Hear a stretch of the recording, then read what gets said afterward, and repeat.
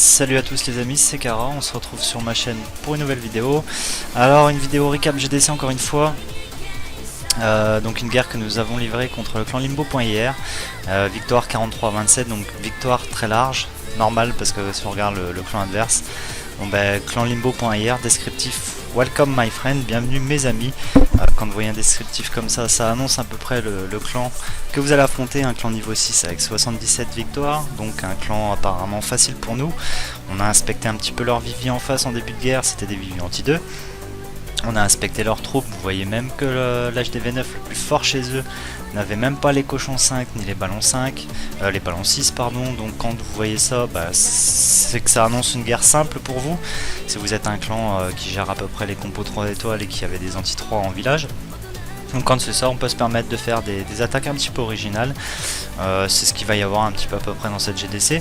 Donc on va pas montrer toutes les attaques parce qu'il y en a pas mal et la vidéo serait trop longue. On va passer à une attaque HDV7 tout de suite, donc une attaque de Jordan. Donc même principe pour les attaques HDV7, il n'y a rien qui change par rapport à avant la mise à jour.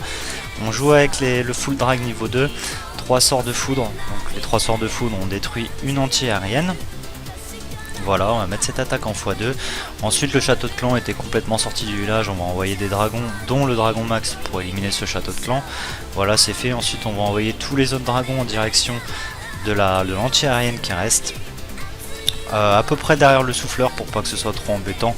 Malgré que le souffleur en HDV7 est vraiment pas trop dangereux non plus, hein, faut pas se leurrer, les attaques HDV7 sont vraiment très simples une fois que vous avez les Drag 2. Voilà, vous voyez, Jordan a envoyé 2 dragons sur l'anti-aérienne. Elle vient de tomber, donc c'est gagné. C'est un 3 étoiles facile. Voilà, on n'a pas fait d'attaque originale pour les HDV7. On se contente de faire des drag 2, on préfère assurer les 3 étoiles. Mais vous pouvez en faire, hein, si la guerre est vraiment simple. Vous pouvez vous amuser à faire des compos originales HDV7, il doit y en avoir. À base de, je sais pas, avec des ballons, des cochons, essayer de faire des trucs. Bon c'est tout là, nos HDV7 on préfère assurer et essayer de remonter sur les HDV8, voir s'ils arrivaient en tripler quelques-uns. Pour les HDV8 ce qu'on va faire, on va montrer deux attaques maximum. Allez, on va en montrer une 2 axes parce que Zax c'est pas souvent qu'on montre ses attaques, on voit beaucoup plus celle d'Arthur en GOG. Donc il s'agira d'un château de GOG HDV8. Donc ce que va faire Zax, il va attirer le château de clan avec un barbare, donc un petit barbare pour un château de clan c'est rentable pour le sortir. On va éliminer le dragon max du château de clan avec 2 sorts de poison. Alors pour que ce soit possible, il faut que vous ayez un poison max dans votre château de clan, demandez un poison max. Demandez un poison niveau, enfin après vous prenez un poison niveau 1 minimum que vous faites vous-même et ça passe. Donc un poison 4 et un poison 1, ça sert à tuer un dragon max dans un château de clan. Alors retenez bien cette info, hein, vous n'avez plus besoin de détruire le château de clan avec des troupes. Vous pouvez le tuer avec 2 sorts de poison en HDV8. Surtout quand vous faites des GOG. Ensuite on envoie 2 golems pour pénétrer dans le village et essayer de se débarrasser des emplacements de bombes. Perso j'aurais envoyé les 2 golems de l'autre côté au nord où il y avait des emplacements de bombes géantes, mais bon. C'est pas grave, on les envoie au sud. Quelques sorciers pour le folding. Ici il y a une bombe géante qui a pété, tant mieux. On a fait 2 ouvertures de cavalerie, qu'une seule aurait suffi. Le roi a failli partir en shopping mais il a été attiré par le roi adverse, donc je pense que c'est pour ça que Zax a lancé sa partie golem au sud. Il voulait éliminer le roi qui aurait pu être gênant pour ses cochons, et là il envoie son PK un peu tard malheureusement. Son PK va partir en shopping et en plus dans son folding il avait assez de sorciers pour nettoyer les bâtiments ici, donc dommage. Zax essaye d'y penser à ça. Ton PK prend les cibles les plus proches, hein, et là il y avait des bâtiments qui restaient et c'est pour ça qu'il est parti en shopping. Il faut vraiment bien nettoyer bien tous les bâtiments pour que tout rentre à l'intérieur. Ensuite on envoie 2 groupes de cochons. Alors là les 2 golems et le roi sont au centre du village. Ils prennent en focus toutes les défenses à peu près du village. Donc les cochons font un café monstrueux forcément parce qu'ils n'ont pas les défenses sur eux. Donc vous voyez, on les soigne, on a mis un sort de soin. Est-ce qu'on va poser le deuxième? Oui, non. Bah écoutez, oui, parce que regardez ici, il y a des risques de bombes géantes et boum, il y en a une. Ces cochons sont vraiment très affaiblis, on va assurer le truc avec le sort de soin. Voilà, ensuite ces cochons vont éliminer les deux canons qui restent. Ensuite ils élimineront les petits squelettes, il me semble qu'il y en a, non? Oui, non. Ouais, il en reste un petit là. On a prévu quelques troupes de clean comme 2 archers. On a le PK qui est parti en shopping, qui a clean vraiment tout le tour du village. Donc ça finira en 3 étoiles. GG Zax, hein, pense juste à régler 2 petites choses dans tes GOG. La première c'est de faire gaffe à ton roi et ton PK pour pas qu'ils partent en shopping. Pour ça tu fais un bon folding, tu nettoies bien les bâtiments au début. Et les casse-briques n'en prend pas 4 pour ouvrir un même compartiment. 3 ça suffit, un en éclaireur pour voir s'il n'y a pas de bombe ou de ressort. Et les deux petits pour vraiment péter le mur quoi. On va quand même regarder un Gohog HDV8 de Arthur. Arthur est un peu plus expérimenté sur les Gohog, donc vous voyez il y aura beaucoup moins d'erreurs sur sa partie Gohog. On sort le château de clan avec un barbare, donc rentable, tranquille, hein. Une troupe pour sortir un château de clan. Ensuite un petit archer pour attirer le château de clan correctement, pour essayer de le recentrer avec le ballon. Voilà, un petit gobelin pour... Voilà, c'est à peu près bien recentré, donc même technique que Zax. Un sort de poison max, niveau 4 dans le château de clan. Et un sort de poison que vous avez fait vous-même niveau 1 minimum. Vous posez ça sur le château de clan, vous le laissez, vous pouvez les poser en même temps, hein. Pas besoin de les poser un par un, d'attendre que l'un ait fait effet puis l'autre. Non, vous pouvez poser les deux direct hein, sur le dragon. Vous les laissez travailler les sorts de poison, ça éliminera le dragon max du château de clan. Ensuite on dépose 2 golems. On dépose quelques sorciers pour le folding. Donc là le folding va se faire parfaitement. Il n'y a plus qu'un bâtiment pour permettre de partir en shopping le roi LPK. On envoie le nombre de casse-briques qu'il faut pour détruire le mur. Voilà, comme ça on gagne des troupes. On envoie le PK et le roi qui sont rentrés avec les golems, donc jusque là tout est parfait. Le roi adverse va mourir en plus, c'est nickel. Les sorciers sont encore vivants, on met un sort de rage à tout ça pour éliminer rapidement le compartiment qui est là et pour permettre au commando de pénétrer vraiment au centre du village et prendre en focus toutes les défenses, enfin un maximum de défense. On envoie un petit cochon ici en éclaireur, voir s'il n'y a pas une bombe géante à côté de la tour de sorcier. Puis 2 groupes de cochons. Là il y a un compartiment vidé, là les 2 compartiments là vont être vidés par les cochons. Il y a une bombe géante qui pète, on va peut-être mettre un sort de soin, voilà. Ici on va mettre le sort de soin sur ces cochons là. Bon ils étaient pas très nombreux mais c'est pas grave, ça profitera quand même.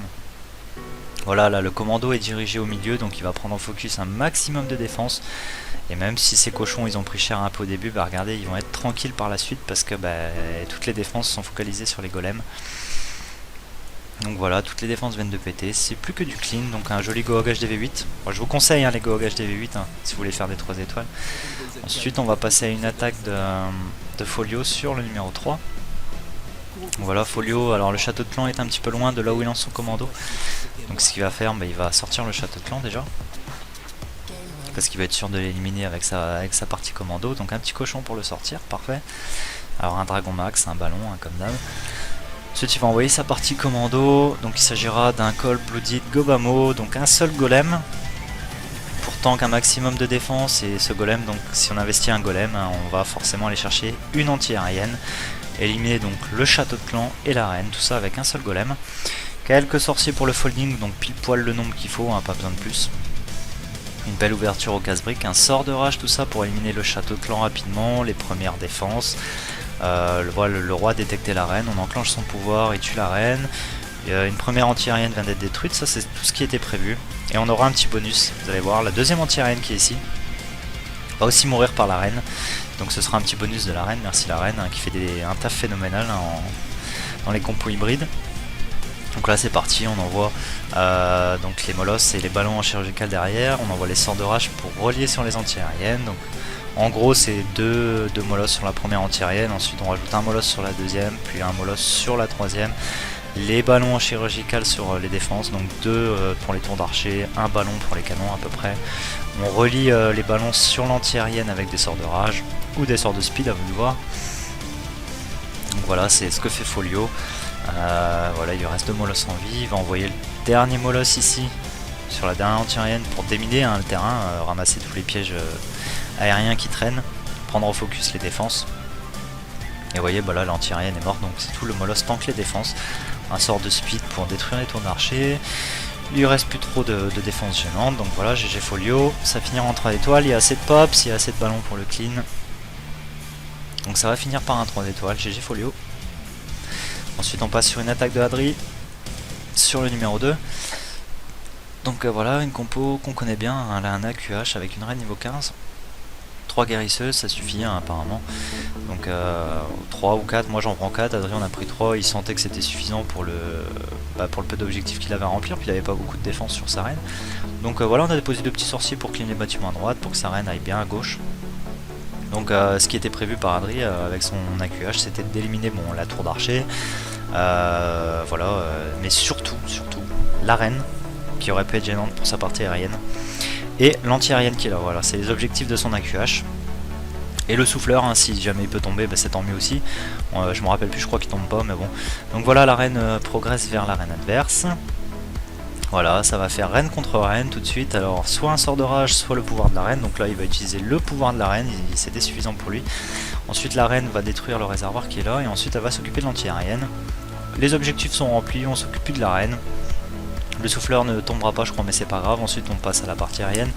À peu près 2 molosses sur la première anti-aérienne, un molosse sur la deuxième, les ballons en chirurgical, des sorts de rage pour relier sur les anti-aériennes, comme d'habitude. Le dernier molosse sur la dernière anti-aérienne, des ballons en chirurgical, un sort de rage pour relier. Il nous restait encore un dernier sort de rage qu'on n'a pas investi dans la QH pour mettre à peu près au centre, pour profiter à un maximum de ballons. Voilà, vous allez peut-être vous demander, le château de clan dans cette histoire. Bah écoutez, Adri aime bien ne pas trop s'en occuper hein, lors de ses parties aériennes. Parce qu'en fait, les pops, généralement, quand ils sont dans les sorts de rage, ils se dirigent tout de suite sur le dragon. Donc du coup, il y a beaucoup de chances que les pops s'éliminent. Vu qu'il avait investi pas mal de molosses, il avait donc pas mal de pops. Et puis voilà, il sait bien que les pops éliminent rapidement les dragons dans un sort de rage. C'est ce qui s'est passé, donc tant mieux, c'est pas la première fois qu'il nous fait ça. Donc ça finira en 3 étoiles, voilà. Pour cette GDC ça pourrait se terminer, mais je vais quand même vous montrer une attaque de moi, petite attaque originale, hein, vu que c'était une guerre facile. Donc ce sera sur le numéro 4, voilà. Puis ce sera la dernière attaque, donc c'est une compo qui commence en AQH ici si vous voulez. Qui va me permettre d'aller chercher une tour d'archer, une tour de sorcier, une Tesla qui est ici, l'arène, le château de clan, donc vraiment un AQH qui va faire un taf vraiment incroyable. Ensuite il y aura une partie commando ici qui me permet, avec les Valkyries, vous allez voir j'ai investi des Valkyries niveau 2, des Valkyries d'HDV 8, c'est pour ça que c'est un peu original. Et puis en troisième partie j'ai pris des cochons, donc une attaque assez complexe au niveau des troupes. Vous allez voir qu'il y a un petit truc qui est parti en couille, c'est normal, j'ai investi tellement de troupes, j'ai pas l'habitude d'attaquer avec tellement autant de troupes, donc du coup voilà. On regarde la QH travailler, j'ai mis un sort de rage pour éliminer forcément la reine. Voilà, moi j'ai préféré mettre le sort de rage pour éliminer la reine parce que je voulais m'occuper du château de clan. Et quand vous êtes en AQH, quand vous éliminez la reine adverse, vous mettez un sort de rage. Et pour éliminer le château de clan, vous utilisez le pouvoir de la reine, c'est ce qui se fait généralement. Voilà, le château de clan sort, donc un sort de poison, moi j'en ai mis 2 parce que j'ai vu des pièges squelettiques. J'aurais peut-être pu, un seul suffisait, bon c'est tout, j'en ai mis 2 parce que bon voilà, j'enclenche le pouvoir de la reine, donc la reine va éliminer très rapidement le dragon et le ballon. Bon c'est vrai, j'aurais pu en garder un, bon tant pis, j'ai claqué les 2, j'ai vu les pièges critiques, j'ai un peu paniqué. Je suis pas encore habitué à la QH et là vous voyez ma reine avait tué une Tesla. Donc voilà, après le temps qu'elle détruit les réservoirs et tout, ça va être un peu long et j'ai du temps quand même dans mon attaque. Donc j'envoie ma partie commando. Pour cette partie commando, ce que j'ai investi c'est 2 golems, 3 sorciers, un sort de saut, 4 Valkyries niveau 2 et mon roi. Alors mon roi je vais oublier de l'opposer avec les Valkyries parce que voilà, j'avais beaucoup de troupes, j'étais un peu perdu déjà. Bon c'est pas grave, vous allez voir, moi ce qui m'importait c'était de tester ces Valkyries. Et en même temps que la partie commando, j'envoie la partie cochon à droite, il y a une bombe géante qui pète. Je soigne les cochons qui ont pris la bombe géante. Voilà, et en fait je voulais que tout ça se rejoigne au centre, c'est ce qui va se passer. Alors regardez le travail des Valkyries, hein, les cochons à droite c'est sûr vont éliminer les défenses, mais regardez les Valkyries, là il y en a une, elles sont là. Et regardez le café qu'elles font au milieu du village, c'est vraiment du café parce que regardez, il y a un HDV, il y a des anti-aériennes, il y a des mortiers. Et elles ne prennent pas de dégâts, mes golems ont vraiment tanké un maximum de défense, j'en ai pris 2 de golems, franchement un seul suffisait largement. Mes cochons, donc j'ai mis un sort de soin qui a bénéficié à mes cochons au milieu, qui va bénéficier un petit peu aux Valkyries, je suis même pas sûr en fait. Regardez, les guérisseux sont encore en vie. Alors, regardez cette attaque, il y a tout qui est en vie. J'ai 3 Valkyries en vie, j'ai mis des sorciers à la fin pour le clean, j'ai mes golems, mais les 2 golems qui ont même pas pété, j'ai mon roi, j'ai ma reine, j'ai une attaque qui est passée vraiment très large. Une attaque originale avec des Valkyries niveau 2, j'ai hâte de les avoir niveau 4 je crois en HDV 9 parce que franchement ça fait le café hein, les Valkyries, c'est vraiment pas mal. Donc c'est tout, c'était une attaque pas sérieuse hein. À la base c'était pour m'éclater et puis faire une attaque en 3 parties pour m'habituer. Et voilà, j'ai vu que c'était passé. Donc voilà, voilà pour ce qui était de cette vidéo. J'espère que ça vous aura plu, n'hésitez pas à mettre des commentaires, à liker, partager et surtout vous abonner si ça vous plaît. Moi je vous dis à très bientôt.